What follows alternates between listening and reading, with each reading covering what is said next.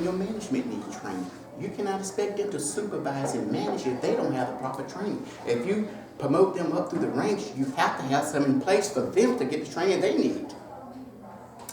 And I have attended probably one of the most rigorous management courses that North Carolina has to offices at each INC State University. It's called AOMP School. It's called Administrative Officer Management Program. It's a very rigorous program for anyone who's familiar with it. It teaches you how to lead, be a manager, to budget, evaluate. There's a lot of aspects in being a manager in a law enforcement setting.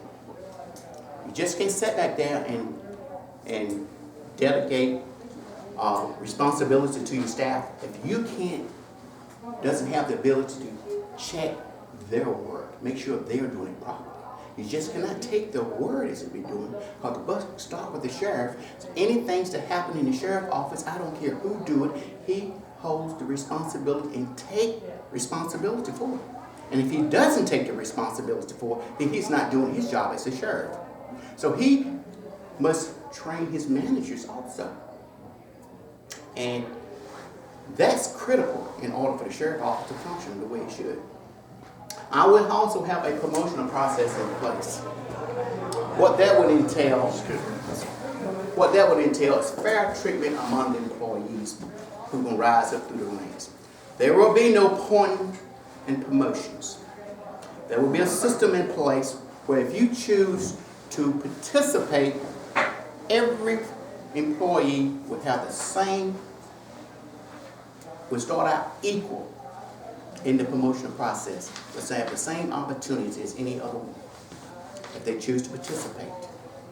So that elevates the morale within the sheriff's office. Because if you pick and choose, I can assure you one thing, they will respect whoever you promote, but the morale will go down.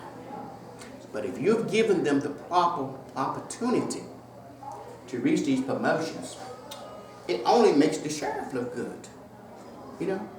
So these things are not mind-boggling. It's just someone willing to do these things to put them in place. Policy and procedure will be reviewed thoroughly, and I'm sure they've got policy and procedure in place there now. But you must have policy and procedure that does not violate constitutional law, does not violate state law in your policy, so it can withstand scrutiny if someone is sued behind your policy. And not only that, good policy, it makes it easier for the office to operate because you have some type of operation manual and everybody operating off the same keel. That's very important. They'll know what you expect of them. And that's why good policy must be in place. And from there on, I will review every section of the sheriff's office to make absolutely sure that it's run thoroughly, there's transparency,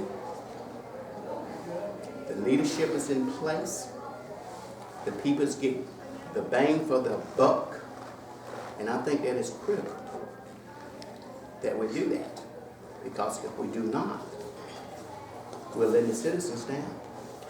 I believe in community involvement. That is something that's very important, to involve the citizens